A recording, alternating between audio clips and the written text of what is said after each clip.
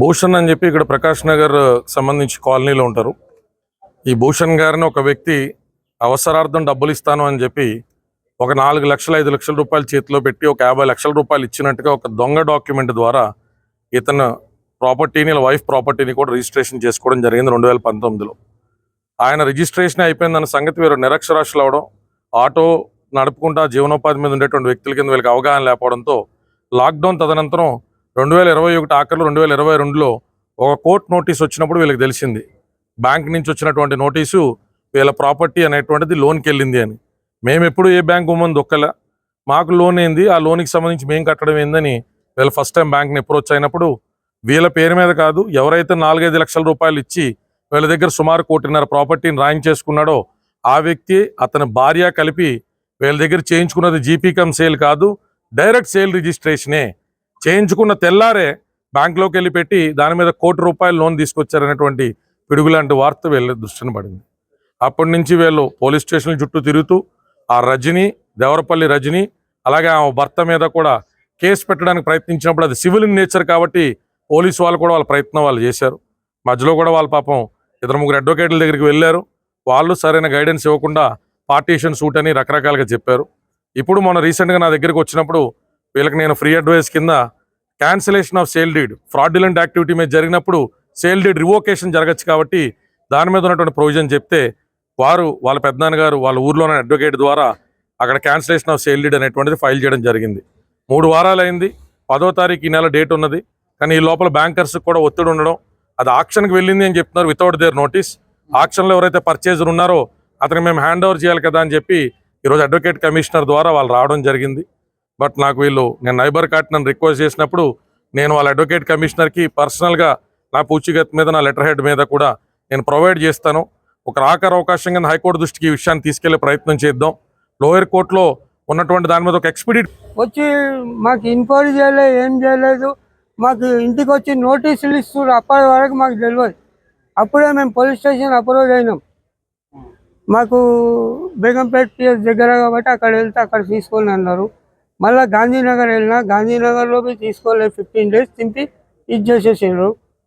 అట్లనే ఇంతవరకు అవుతుంది. మొన్న ఫైనల్ నోటీస్ ఇచ్చినప్పుడు నేను కమిషనర్ ఆ పోలీస్ ఆయనకి ఇచ్చిన, డీజీపీ మేడం దగ్గర పోయినా ఆమె రాసిచ్చింది బేగంపేట ఏసీపీకి. ఏసీపీ రాసిండు బేగంపేట పిఎస్కు. కవాడిగూడ పోవంటే కవాడిగూడ పోయినా. మళ్ళీ ప్రజాపాలనకి వెళ్ళిన చిన్నారెడ్డి గారు సైన్ పెట్టి స్టాంప్ వేసి ఇచ్చిండు, మీ గాంధీనగర్కి వెళ్ళండి అని.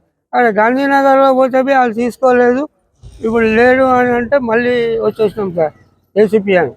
ఇంకోటి సార్, ఇప్పుడు బ్యాంక్ అతను జస్ట్ మేము అతను రిక్వెస్ట్ చేస్తుంటే ఆయన ఏమంటారంటే వాడు 1 సంవత్సరం నుంచి వస్తుండు, కడతా అంటుండు, క్లియర్ చేస్తలేడు అని ఒక వాక్యం నాకు చెప్పింది సార్.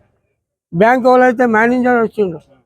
లేదు సార్, ఇది మా ఇల్లు 40 లక్షలది, దీని మీద 1 కోటి రూపాయలు ఎట్లా ఇచ్చింది సార్. ఆర్టీజే ఉంది మా దగ్గర, 5 లక్షలే మాకు ముట్టినాయి సార్. వాడు ఫేక్ డాక్యుమెంట్స్ తయారు చేసి ఈ బ్యాంక్ వాళ్ళు బి అందులో కలిసి ఉన్నారు సార్. బ్యాంక్ వాళ్ళు కలిసి ఇప్పుడు ఇంతకుముందు 1,10 లక్షల దినాకరు అప్పు తీసుకుండు. నాకు తెలియదు, అంతకన్నా మించి ఇంకేమి తెలియదు మాకు. దినాకర్ ఒక ఈ రోజు సీజింగ్కి వచ్చిండ్రమ్మా. ఈ రోజు సీజింగ్కి లాయర్ని మేము కాళ్ళు ఏళ్ళు మొక్కినాము. అమ్మ మేడం 1 నిమిషం ఆగండి, మా అడ్వకేటెడ్ వస్తాడు, మా అడ్వకేటెడ్ హైకోర్టులో ఉన్నాడు, ఆయన కేసు అయిన తర్వాత వస్తాడు అన్నా కానీ వాళ్ళు వినలేదు. వినకుండా పోయి పోలీస్ ద్వారా పోలీస్ స్టేషన్కు పోయి పోలీస్ వాళ్ళని తీసుకొచ్చి సీజ్ చేస్తామని పోలీస్ వాళ్ళు వచ్చి డోర్లను బాధిర్రు. కానీ పోలీస్ స్టేషన్కు నేను 15 రోజులు బేగంపేట పిఎస్సికి తిరిగిన. నాకు ఎఫ్ఐఆర్ ఫైల్ చేసుకోండి సార్ అంటే ఎస్ఐ సార్ కూడా పట్టించుకోలేదు.